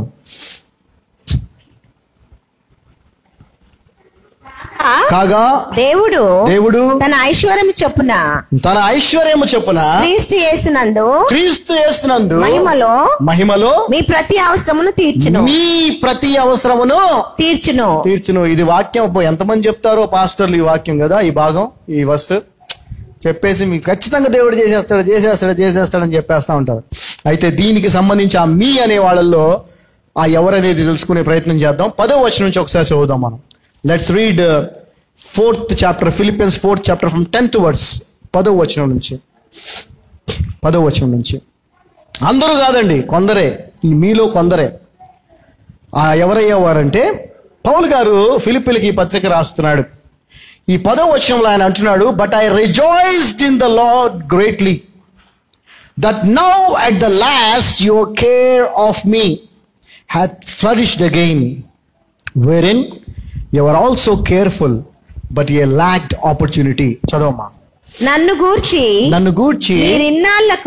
మీరు ఇన్నాళ్లకు మరలా యోచన చేయసాగితిరని ప్రభునందు మిక్కిలి సంతోషించితిని. ఆ విషయములో మీరు యోచన చేసి ఉంటిరి కానీ తగిన సమయము దొరకకపోయెను. ఇక్కడ ఈ సందర్భాన్ని మీకు చెప్తాను. అపోస్తలుడైన పౌలు గారు ఫిలిప్పీలో ఉన్నటువంటి విశ్వాసులకు రాస్తున్నటువంటి పత్రికలో ఈ మాట రాస్తున్నాడు. అపోస్తలుడైన పౌలు గారు అనేక ప్రాంతాలకి పరిచర్య నిమిత్తం ఆయన వెళ్ళాడు. అనేక సంఘాలని ఆయన దర్శించాడు, స్థాపించాడు. అయితే మనం తెలుసుకోవాల్సిన విషయం ఏంటంటే ఆయన ఎక్కడికి వెళ్ళినా, ఆయన ఎక్కడ ఉన్నా, ఆయన అవసరాలు అక్కర్లు తీర్చే విషయంలో ఈ ఫిలిప్పీలు ఎవరైతే ఉన్నారో, ఫిలిప్పులో ఉన్నటువంటి విశ్వాసులు ఎవరైతే ఉన్నారో వాళ్ళు ఎంతో ప్రాముఖ్యమైన పాత్రని వహించారు. ఆయన అవసరాలు తీర్చే విషయంలో ఆయన తెస్సలోనికి వెళ్ళనివ్వండి, ఆయన కొరింథీకి వెళ్ళనివ్వండి, ఆయన ఎక్కడికి వెళ్ళినా కూడా ఆయన అవసరాలు, ఒక సేవకుడిగా ఆయన అవసరాలు తీర్చే విషయంలో వీళ్ళు ఎప్పుడు సహాయం చేస్తూనే ఆయనకి ఉన్నారు. ఆ విషయంలో ఆయన ఈ మాటను మాట్లాడుతున్నాడు. ఒక సందర్భంలో వారు సహాయం చేయలేకపోయారు. కానీ చేయలేకపోవటానికి కారణము వాళ్ళు చేయకుండా ఉండటం కాదంట, వాళ్ళకి అవకాశం దొరకలేదంట. అంటే వేరే ఇంకొకళ్ళు చేసేసారు, లేదంటే ఈయనే సొంతగా పని చేసుకొని ఆ అవసరాన్ని తీర్చుకోవటం ఏదో జరిగింది అట్లా. ఆ సందర్భాన్ని చెప్తున్నాడు. సో ఇక్కడ మనం గమనించాల్సిన విషయం ఏంటంటే మీ ప్రతి అక్కర నా దేవుడు యేసుక్రీస్తులో మహిమలో తీరుస్తాడు అనేటువంటి వచనం ఏదైతే ఉందో అది ఎవరికి వర్తిస్తుందంటే యేసుక్రీస్తు యొక్క సువార్తను సేవను ఆయన చేత ఏర్పాటు చేయబడి ఆయన బోధను బోధిస్తున్నటువంటి సేవకునికి, ఆ సేవకుని పరిచర్యకు సహకరించే వారు ఎవరైతే ఉంటారో వారికి ఆ వాగ్దానము వర్తిస్తుంది. ఆమేన్. ఆ తర్వాత 11వ వచనం చూడండి. Not that I speak in respect of want, for I have learned in whatsoever state I am therewith to be content. చదవమ్మా. నాకు కొదువ కలిగినందున నేను ఇలాగు చెప్పుటలేదు. నేను ఏ స్థితిలో ఉన్నాను ఆ స్థితిలో సంతృప్తి కలిగి ఉండ నేర్చుకున్నాను. సో ఈ వచనం చాలా గొప్ప మాట ఇది. సరే, ఎనీవే ఇక్కడ వాళ్ళని మెచ్చుకుంటూ, బాబు మీరు ఎంతో సహాయం చేశారు, నాకు ఎక్కడ ఉన్నా మీరే నాకు సపోర్ట్ చేశారు అని, మిమ్మల్ని బట్టి నేను ప్రభువునందు ఎంతో ఆనందిస్తున్నానని చెప్తూ, వాళ్ళు దీన్ని మిస్అండర్స్టాండ్ చేసుకోకూడదని. మిస్అండర్స్టాండింగ్ అంటే ఏంటి? ఉదాహరణకి మనకి ఎవరైనా సహాయం చేస్తున్నారు అనుకోండి, జనరల్గా మనం కాదు ఎవరైనా జనరల్గా ఏం చేస్తారంటే సహాయం చేసే వాళ్ళ గురించి గొప్పగా అందరికీ చెప్తా ఉంటారు వాళ్ళ ముందు. అమ్మో మా సార్ లేకపోతే అసలు మనం ఏం చేయలేవాళ్ళం వాళ్ళని. అది ఎందుకని అలా చెప్పేటప్పటికి వాడేం చేస్తాడు, ఇంకా నెక్స్ట్ టైం ఇంకా ఎక్కువ చేస్తాడు, కంటిన్యూ చేస్తాడు అనే ఉద్దేశంతో చెప్తుంటారు. ఇక్కడ ఆ ఉద్దేశం వాళ్ళకి రాకూడదన్న ఆలోచనతో పౌలు గారు స్పష్టంగా చెప్తున్నాడు, అయ్యా మీ నుంచి నేనేదో మళ్ళీ కోరుకొని ఈ మాటలు నేను చెప్పట్లేదు. అంతకాకుండా ఇంకోటి ఏమంటున్నాడంటే, ఏ స్థితిలో ఉన్నా కూడా నేను సంతృప్తిగా ఉండటం నేర్చుకున్నాను అని. సో ఇప్పుడు ఇంకొక ప్రాముఖ్యమైన విషయాన్ని మీకు చెప్తాను, దేవుడు నాకు తెలియజేసింది. నీడ్ అంటే ఏంటి? అవసరం కదా, అక్కర అంటే అది ఖచ్చితంగా కావాలని. ఆ అక్కరని, అవసరాన్ని దేవుడు తీరుస్తాడు అని వాగ్దానం ఇస్తున్నప్పుడు ఆ వాగ్దానాన్ని వాళ్ళకి చెప్తూ దానికి ముందు మాటల్లో ఏమంటున్నాడంటే, నేను ఏ స్థితిలో ఉన్నా కూడా సంతృప్తిగా ఉండటం నేర్చుకున్నానని. ఒక చిన్న స్టేట్మెంట్ దేవుడు తెలియజేశాడు. ఏంటంటే, if you are content you don't need anything. నువ్వు సంతృప్తిగా ఉంటే నీడ్ అనేది ఉండదు అసలు నీ జీవితంలో. అర్థమవుతుందా? నువ్వు సంతృప్తిగా ఉంటే అక్కర అనేది ఉండదు నీకు అసలు. చూడండి అసలు ఎంత బ్యూటిఫుల్ రెవల్యూషన్ దీంట్లో. ఉదాహరణకి ఇప్పుడు అన్నం తినాలి, మనం ఖచ్చితంగా అన్నం తినాలి. మధ్యాహ్నం పప్పు ఏదో చేసుకోవాలి మినిమం అనుకుందాం, అది అక్కరే కదా, నీడే కదా. కానీ ఉప్పు కారంతో తినాల్సి వచ్చింది ఫర్ ఎగ్జాంపుల్. నువ్వు ఉప్పు కారం కలుపుకొని అన్నంతో నువ్వు తృప్తిగా ఉండగలిగితే పప్పు అసలు నీకు అవసరం, అక్కర అది అప్పుడు అది అక్కర కాదు. హల్లెలూయా. అంటే నువ్వు సంతృప్తిగా ఉండగలిగితే నీకు అక్కరే ఉండదురా బాబు. హల్లెలూయా. If you are content there is no need at all for you. చాలా సంతోషం అనిపించింది నాకు దేవుడి విషయాన్ని తెలియజేసినప్పుడు. ఎన్నోసార్లు ఈ వాక్య భాగాన్ని చెప్తూ ఉన్నాం, but this is the beautiful statement కదండి. ఎంత అద్భుతంగా ఉంది. నువ్వు సంతృప్తిగా ఉంటే నీకు అక్కరే ఉండదు. నువ్వు ఎప్పుడైతే సంతృప్తిగా లేవో అప్పుడు నీకు అక్కరగా అనిపిస్తాయి. అది ఆ సంతృప్తిని నేర్చేసుకున్నాను నేనని చెప్తున్నాడు పౌలు గారు. హల్లెలూయా. దేవుని మహాకృపను బట్టి మనం కూడా ఆ స్థితికి వెళ్ళాలి. ఆమేన్. మనం కూడా ఆత్మీయంగా ఆ స్థితికి వెళ్ళాలి.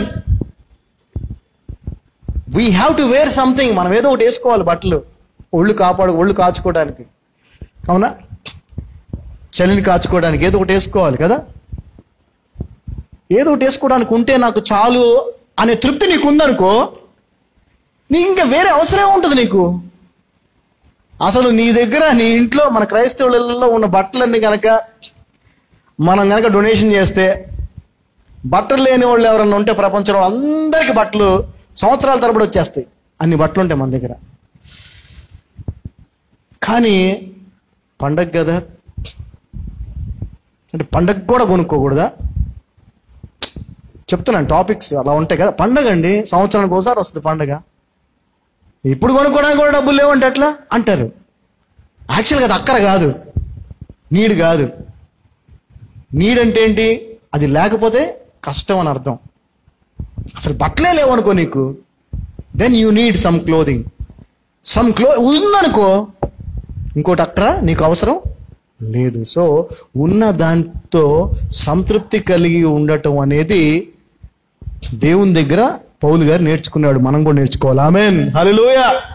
సో ఈ మాటను చెప్పిన తర్వాత ఆయన ఏమంటున్నాడు చూడండి, 12వ వచనం. I know both how to be abased and I know how to be abound. Everywhere and in all things I am instructed both to be full and to be hungry, both to be abound and to suffer need. చదవమ్మా. దీన స్థితిలో ఉండనెరుగుదును, దీన స్థితిలో ఉండ ఎరుగుదును, సంపన్న స్థితిలో ఉండనెరుగుదును, సంపన్న స్థితిలో ఉండ ఎరుగుదును, ప్రతి విషయంలోను, ప్రతి విషయంలోను, అన్ని కార్యములలోను, అన్ని కార్యములలోను, కడుపు నిండి ఉండుటకును, కడుపు నిండి ఉండుటకును, ఆకలిగొని ఉండుటకును, ఆకలిగొని ఉండుటకును, సమృద్ధి కలిగి ఉండటకును, అమ్మా, సమృద్ధి కలిగి ఉండుటకును, లేమిలో ఉండుటకును, లేమిలో ఉండుటకును నేర్చుకొని ఉన్నాను.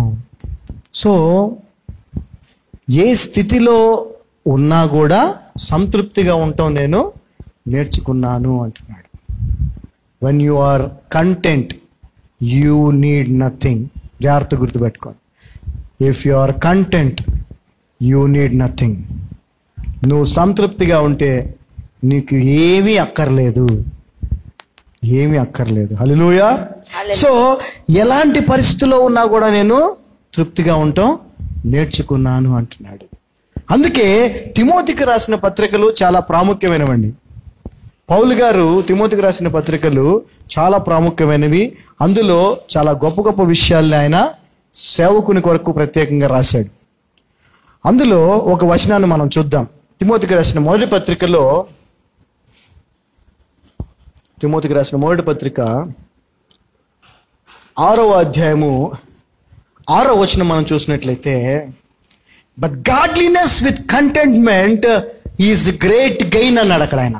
సంతృష్టి సహితమైన దైవభక్తి, సంతృప్తి సహితమైన దైవభక్తి గొప్ప లాభ సాధనమై ఉన్నది. గ్రేట్ గెయిన్ అంటే ఇక దానికి మించింది ఏమి లేదు, నువ్వు సాధించాల్సిందే, సంపాదించాల్సింది. గాడ్లీనెస్ దేవునందు భయభక్తులు, అండ్ కంటెంట్మెంట్ తృప్తి, సంతృప్తి. ఈ రెండు ఉంటే అంతకు మించి ఇంకోటి లేదు. ఈ రెండు ఉంటే నీకు అసలు అక్కరే ఏమీ లేదు. ఈ రెండు ఉంటే నీకు వాంటే లేదు. ఈ రెండు ఉంటే నీకు కావాల్సింది ఇంకేమీ లేదు. ఆ తర్వాత 8వ వచనం కూడా మనం చూస్తే చక్కగా అక్కడ, and having food and raiment let us be therewith content.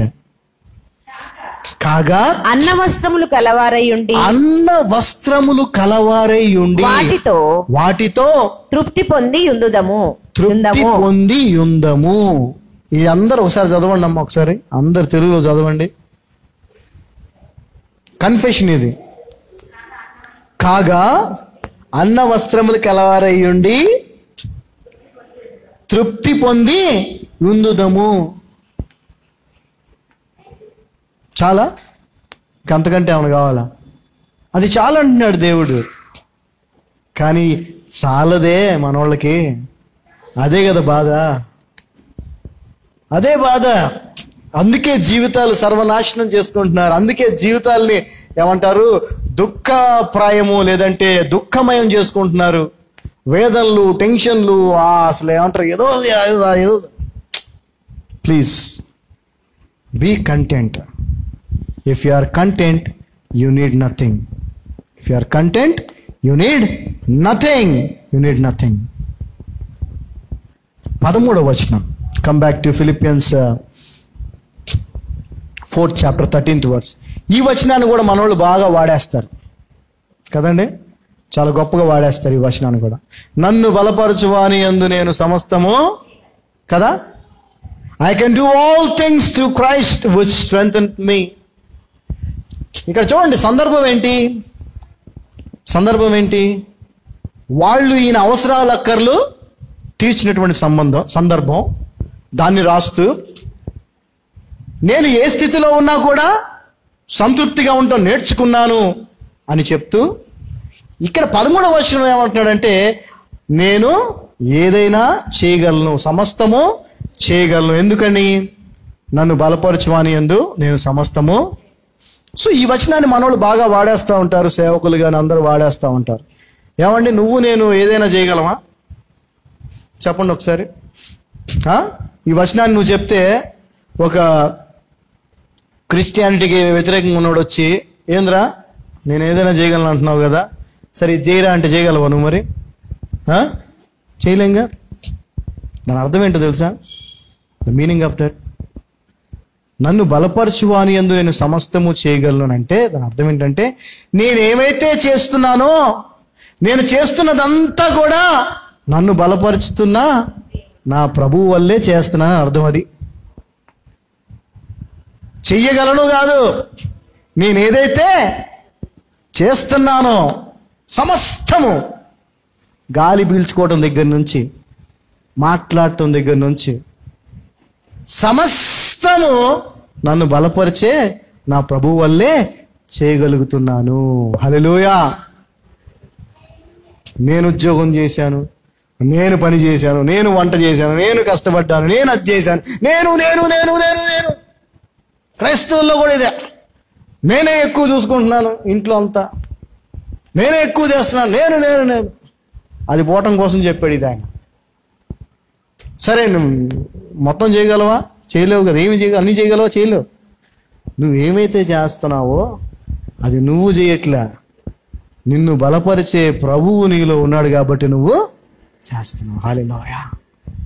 కానీ ఈ రోజున సేవకులు కాదు కదా, విశ్వాసులు ఎవరు ఆ యొక్క ఆత్మీయ స్థితిలో లేరు. నేను అనేదే ఎక్కువైపోయింది. So we have to understand the word of God in a right perspective. సరైన కోణంలో సరైన విధముగా వాక్యాన్ని మనం అర్థం చేసుకోగలగాలి. అప్పుడే అది మనకి జీవాహారం అవుద్ది, అప్పుడే అది మన ఆత్మీయ జీవితాలని ఎదిగేలాగా చేస్తుంది. So I can do all things అంటే నేను ఏదైనా చేసేయగలనని కాదు, నేను చేస్తున్నదంతా కూడా ఆయన వలనే. ఆ తర్వాత 14వ వచనం చూడండి, 14th వర్డ్స్. ఇంకొక మాట కూడా మీకు చూపిస్తాను. ఎందుకనంటే మీరు అనుకోవచ్చు, ఆయన కాదు కదా నేను కదా పని చేస్తుంది, ఆయన కాదు కదా నేను కదా కష్టపడుతుంది, ఇలా అనుకుంటారేమో. అందుకే యోహాను సువార్త ఒకసారి 15వ అధ్యాయం 5వ వచనం ఒకసారి చదవండి. ఇది చదివితే కానీ మీకు అర్థం కాదు మనం ఏందనేది. యోహాను సువార్త 15వ అధ్యాయం 5వ వచనం. John Gospel 15 chapter 5th verse. I am the vine, ye are the branches. He that abideth in me, and I in him, the same bringeth forth much fruit. For without me, ye can do nothing. ద్రాక్షవల్లిని నేను, ద్రాక్షవల్లిని నేను, తీగలు మీరు, తీగలు మీరు. ఎవడు నా యందు నిలిచి ఉండును, ఎవడు నా యందు నిలిచి ఉండునో, నేను ఎవని యందు నిలిచి ఉండును, నేను ఎవడి యందు నిలిచి ఉండునో, వాడు బహుగా ఫలించును. వాడు బహుగా ఫలించును. నాకు వేరుగా ఉండి, నాకు వేరుగా ఉండి మీరేమియో చేయలేరు. మీరు ఏమియో లేరు. ఇది గుర్తుపెట్టుకోవాలి క్రైస్తవులు. నేనేదో పొడి చేశాను, నా వల్ల నేను తీసి పక్కన పడే. నేను అసలు నువ్వు చచ్చిపోవాలి బాబు, నువ్వు చచ్చిపోతేనే క్రైస్తవుడు అవుతావు. నువ్వు నేను అనేది చచ్చిపోవాలి. దేవుని దయ, దేవుని కృప, ప్రభు చిత్తం, ప్రభు దయ, అదే మన జీవితంలో ఉండాలి. నేను నువ్వు అనేది ఉంటే నువ్వు క్రైస్తవుడివే కాదు.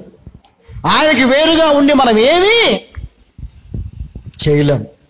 ఆయన మనలో ఉండి ఆయనతో మనం ఉండి సమస్తము చేస్తున్నాము. హల్లెలూయా. Let's come back to Philippians 4th chapter 14th verse. Notwithstanding ye have well done that ye did communicate with my afflictions. చదవమ్మా. అయినను నా శ్రమలో మీరు పాలు పుచ్చుకొనినది మంచి పని. చూసారా, ఇక్కడ ఆయన మాట్లాడుతున్న మాటలో అర్థం ఏంటంటే, నన్ను బలపరచువాని యందు నేను సమస్తము చేయగలను, అయినను నా యొక్క శ్రమల్లో మీరు పాలు పంచుకున్నది. అంటే మనం అనుకోవచ్చు, అరే దేవుని సేవకుడు కదా అతను, దేవుని సేవకుడు కదా, దేవుని కోసమే జీవిస్తున్నాడు కదా అతని కుటుంబం, లేదా అతను. అలాంటప్పుడు అతని యొక్క అక్కర్లు దేవుడే తీర్చొచ్చు కదా, దేవుడే చేయొచ్చు కదా అని మనం కూడా అనుకోవచ్చు కొన్నిసార్లు. కానీ దేవుడు ఎందుకు మీకు లేదా నాకు, ఆయన సేవకునికి లేదంటే ఆయన సేవకు సహకరించడానికి అవకాశాన్ని మనకు ఎందుకు కల్పిస్తున్నాడంటే మనం ఆశీర్వదించబడాలని. హల్లెలూయా. మనం ఫలించాలని. అదే అంటున్నాడు. ఏమనంటే, మీరు నా యొక్క అతిశయం అంటే శ్రమల్లో పాలివారుగా ఉన్నారు. 15వ వచనం. Now ye Philippians know also that in the beginning of the gospel, when I departed from Macedonia, no church communicated with me as concerning giving and receiving, but ye only. చదవమ్మా. ఫిలిప్పీయులారా, సువార్తను నేను బోధింపనారంభించి మాసిదోనియాలో నుండి వచ్చినప్పుడు ఇచ్చు విషయంలోను పుచ్చుకొను విషయంలోను మీరు తప్ప ఏ సంఘపు వారును నాతో పాలివారు కాలేదని మీకే తెలియను. అంటే దీని అర్థం ఏంటంటే, పౌలు గారి యొక్క పరిచర్యలో ఆయనకు పాలి భాగస్తులుగా అన్ని విషయాల్లో ఉన్నది ఎవరయ్యా అంటే ఈ ఫిలిప్పీల్లో ఉన్నటువంటి విశ్వాసులు. సో నా దేవుడు మీ ప్రతి అవసరాన్ని తీరుస్తాడన్నాడే, ఆ మీ ఎవరంటే ఆయనతో పాటు పరిచర్యలో అన్ని విషయాల్లో పాలి భాగస్తులుగా ఉన్నటువంటి వారు. ఈ రోజున మనము కూడా ఎప్పుడైతే ఆయన పరిచర్యలో అన్ని విషయములలో పాలి భాగస్తులుగా మనం ఉంటామో అప్పుడు మన ప్రతి అవసరత, మీ ప్రతి అవసరత క్రీస్తు యేసునందు దేవుడు తీరుస్తాడు. ఆమేన్. 16వ వచనం చూడండి. For even in Thessalonica ye sent once and again unto my necessity. ఏలయనగా తెస్సలోనికలో కూడా మీరు మాటి మాటికి నా అవసరం తీర్చుటకు సహాయము చేసితిరి. సో ఫిలిపియన్స్ 4:19 అనగా అందరికీ తెలుసు. కాగా దేవుడు తన మహేశ్వరం చెప్పున మన ప్రతి అక్కర తీర్చును. మనందరికి కాదమ్మా, కొందరికి. ఎవరా కొందరు? దేవుని పరిచర్య అనగా ఏంటి? మళ్ళీ ఇంకో ఇక్కడ ఉందండి, మళ్ళీ ఇంకోటి ఇక్కడ. ఇప్పుడు దేవుని పరిచర్య అనగానే పరిచర్యలు చాలా ఉన్నాయి, మీకు తెలుసు కదా. వీళ్ళు పాపం పరిచర్య కదా అని ఇస్తానే ఉంటారు. వీళ్ళ బతుకుల్లో వీళ్ళ అవసరాలు కాదు కదా, ఏమి తీరం. వీళ్ళ బతుకులు అలాగే ఉంటాయి.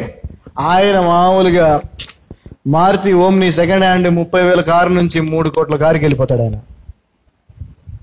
వీళ్ళ బతుకులు అట్టాగే ఉంటాయి. ఏది లోకరీతి బతుకులు పక్కన పెట్టండి, ఆత్మీయ బతుకులు కూడా అదే పరిస్థితి. క్రీస్తు పోతుండదు కదా అక్కడ. ఆత్మీయ పరిస్థితి కూడా అదే పరిస్థితి. ఆత్మీయ పరిస్థితిలో చచ్చిన స్థితిలో ఉంటారు, ఆత్మీయంగా లోకరీతిగా కూడా చాలా కమిట్మెంట్తో బాగా సపోర్టివ్గా ఉంటారు సేవకుడికి. ఆయన అంటాడు, సో బిర్యానీ టేస్ట్ ఎలా ఉంటుందో నాకు తెలియదు ఇప్పుడు దాకా.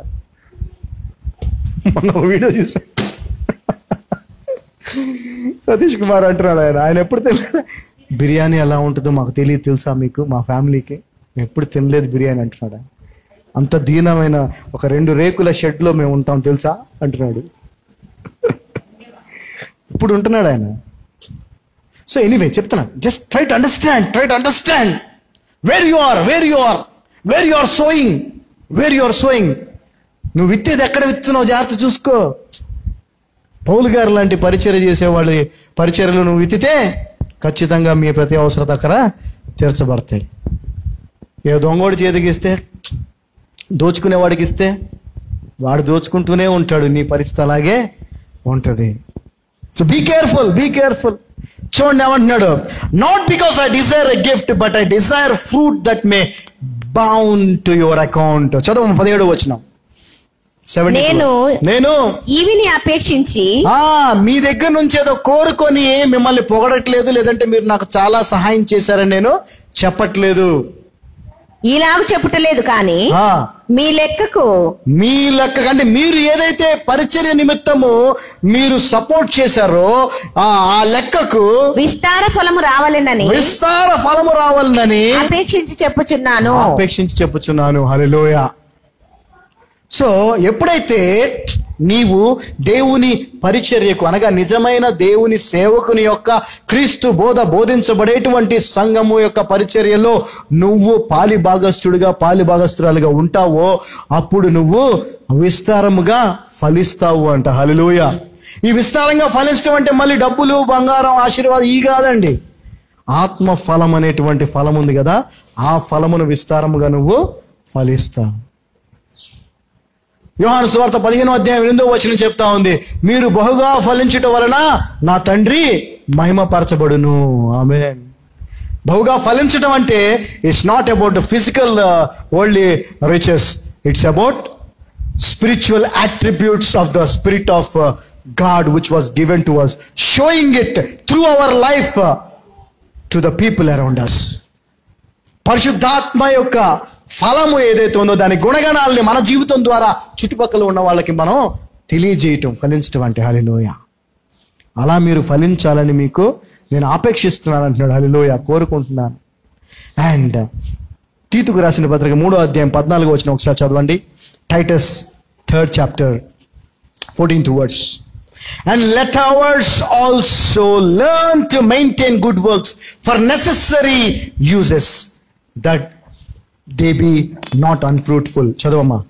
మనవారును మనవారును నిష్ఫలులు కాకుండు నిమిత్తము నిష్ఫలులు కాకుండా నిమిత్తము అవసరములను బట్టి సమయోచితముగా సత్క్రియలను శ్రద్ధగా చేయదము నేర్చుకొనవలెను. ఇక్కడ చూడండి, తీతుకు రాసిన పత్రికలో కూడా ఏమంటున్నాడంటే, మనము నిష్ఫలులం అంటే ఫలించకుండా ఉండే వాటిని ఉండేవారు నిష్ఫలులు అంటారు. మనము ఫలించని వారిగా ఉండకుండా ఫలించే వారిగా ఉండేలాగున మనము సత్క్రియలను అందరికీ సహాయం చేసే విషయంలో, ప్రత్యేకించి పరిచర్యకు సంబంధించిన విషయంలో మనము ముందుకి నడవాలి, ముందు ఉండాలి అని చెప్తా ఉన్నాడు. హల్లెలూయా. సో ఈ యొక్క 19వ వచనంలో చెప్తున్నటువంటి మీ ప్రతి అవసరత దేవుడు తీరుస్తాడు అనేది, ఆ మీ అనే దాంట్లో మనం ఉండాలి అని అంటే మనము ఆయన పరిచర్యకు కావాల్సినటువంటి సహకారాన్ని అన్ని విధాలుగా అందించే వారిగా ఉండాలి. ఆమేన్. 18వ వచనం చదవండి, Philippians 4:18 verse. But I have all and abound, I am full, having received of Epaphroditus the things which were sent from you, an order of a sweet smell, a sacrifice acceptable, well pleasing to God. నాకు సమస్తమును సమృద్ధిగా కలిగి ఉన్నది. చెప్తున్నాడు ఆఖరికి వాళ్ళకి ఏమనంటే, అయ్యా మీరు ఏదైతే దేవుని పరిచర్య నిమిత్తము నాకు సహకరించి చేశారో దాన్ని బట్టి నేను చాలా సమృద్ధిలో, అంటే ఏ లోటు లేకుండా నేను ఉన్నాను. మీరు పంపిన వస్తువులు ఎపఫ్రోదితు వలన పుచ్చుకొని ఏమీ తక్కువ లేక ఉన్నాను. అవి జాగ్రత్తగా గమనించండి. అవి అంటే జాగ్రత్తగా గమనించండి, అంటే దేవుని పరిచర్య నిమిత్తము అనగా క్రీస్తు బోధతో కూడినటువంటి నిజమైన పరిచర్య నిమిత్తము ఎవరెవరైతే ఏదైతే సహాయముగా చేస్తారో అవి ఎలా ఉంటాయో చెప్తున్నాడు. చదవమ్మా. అవి మనోహరమైన సువాసనయు దేవునికి ప్రీతికరమును ఇష్టమునైనా యాగమునై ఉన్నవి. హల్లెలూయా. మీరు అనుకోవచ్చు, నేనేదో ఆఫరింగ్ ఇస్తున్నాను, లేదంటే నేనేదో పాస్టర్ గారికి లేదంటే సేవకి ఏదో నాకు తోచిన ఏదో సహాయం చేస్తున్నాను అని మీరు అనుకోవచ్చు. కానీ నిజమైన సేవకుని కొరకు, నిజమైన సేవ కొరకు మీరు చేసే ప్రతి సహాయము దేవునికి ఎంత విలువైందో జాగ్రత్తగా గమనించండి. హల్లెలూయా. అది ఎంతో సువాసనతో కూడినటువంటి, ఆయనకి ఎంతో ప్రీతికరమైనటువంటి త్యాగం అంట అది. హల్లెలూయా. అవునండి. యాగము సారీ, ఆ సాక్రిఫైస్ అంటే ఎస్ యాగము. Anyway right. సో యాగము అని మాట్లాడుతా అన్నాడు. సో ఆ మాటలు చెప్పి మీరు చేసినటువంటి ఆ యొక్క సపోర్ట్ ఏదైతే ఉందో అంత విలువైందని చెప్పి అప్పుడు 19వ వచనంలో అంటున్నాడు ఏమనంటే, కాగా అంటే మీరు ఆ విధంగా అంత సపోర్టివ్గా అంత పరిచర్యలో పాలిభాగస్తులుగా మీరున్నారు. కాగా చదువు, ఇప్పుడు చదువు 19వ వచనం. కాగా దేవుడు తన ఐశ్వర్యము చొప్పున క్రీస్తు యేసునందు మహిమలో మీ ప్రతి అవసరమును చెప్పండి. ఇప్పుడు ఈ మీ ఎవరండి? ఈ మీలో వాళ్ళు ఎవరండి? అప్పుడు ఫిలిప్పీలో ఉన్నటువంటి విశ్వాసులు ఎవరు? పౌలు గారి యొక్క పరిచర్యకు ఆయన ఎక్కడికి వెళ్ళినా కూడా అన్ని విషయాల్లో ఆయనకి సహకరించిన వాళ్ళు, పాలిభాగస్తులుగా ఉన్నవారు. సో ఈ రోజున ఈ వాక్య భాగం మనకు కూడా వర్తించాలి. ఈ ఆశీర్వాదం మనకు కూడా కావాలంటే మనం కూడా ఏం చేయాలి? మనం కూడా ఆ ఫిలిప్పులో ఉన్నటువంటి విశ్వాసులు ఎలాగైతే సేవకుని యొక్క సేవకు పరిచర్యకు సహకరిస్తూ పాలిభాగస్తులుగా ఉన్నారు, అప్పుడు మనం కూడా అలాగే ఉన్నప్పుడు మనకు కూడా ఈ యొక్క వాగ్దానం నెరవేర్చబడతాం. ఆమేన్. హల్లెలూయా. దేవుని స్తోత్రం. So let us all do as the believers in the Philippians did. Okay. ఫిలిప్పులో ఉన్నటువంటి విశ్వాసులు ఏ విధంగా అయితే వారు సహకారాన్ని సేవకునికి పరిచర్యకు అందించారో, తద్వారా ఎటువంటి ఆశీర్వాదాన్ని పొందుకున్నారో, ఎటువంటి ఫలాన్ని పొందుకున్నారో, అటువంటి ఫలాన్ని ఆశీర్వాదాన్ని మనం కూడా పొందుకుందాం అలా జీవించి. ఆమేన్. అలా సహకరించి. హల్లెలూయా. అందరూ లేచి నిలబడితే ప్రార్థన చేసుకుందాం. మరలా చెప్తా ఉన్నాను, దేవుని వాక్యము సత్యము, క్రీస్తు బోధ సత్యము. అబద్ధం చాలా ఏమంటారు నచ్చేలాగా ఉంటుంది, లేదంటే బాగా ఇంపుగా ఉంటుంది. సత్యము ఎప్పుడైనా కఠినంగానే ఉంటుంది, కానీ సత్యమే మనల్ని స్వతంత్రులుగా చేస్తుంది. యెహోవా నా కాపరి, నాకు లేమి కలగదు. మీరు అడగక మునిపే మీ అక్కర్లు మీ పరలోకపు తండ్రికి తెలుసు. కాగా నా దేవుడు తన మహిమైశ్వర్యము చొప్పున క్రీస్తులో మీ ప్రతి అక్కరను నెరవేర్చును, తీర్చును. ఈ యొక్క ఆశీర్వాదముతో కూడిన వాక్యము, వాగ్దానము మనందరి జీవితాలు నెరవేర్చబడాలంటే మనము అక్కడ చెప్పబడినటువంటి వాక్యానుసారముగా జీవించాలి. యేసుక్రీస్తు ప్రభు యొక్క గొర్రెల మందలో గొర్రెలుగా ఆయన పాదాలు వెంబడిస్తూ ఆయనను వెంబడించే వారిగా జీవించాలి. ప్రార్థన పరులుగా అనగా దీనమైనటువంటి మనసుతో దీనులుగా ప్రార్థన చేసేవారిగా ఉండాలి. ఆయన చెప్పిన విధముగా ప్రార్థన చేసేవారిగా ఉండాలి.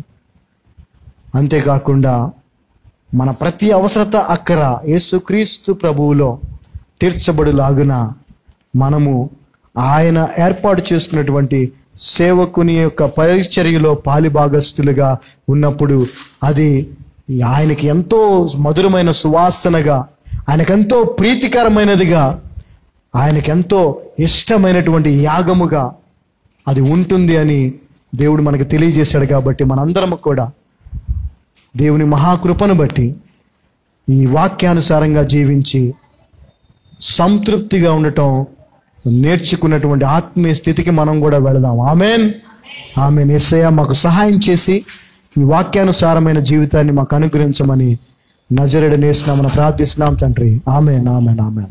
God blessed us and we are all blessed. Hallelujah, hallelujah.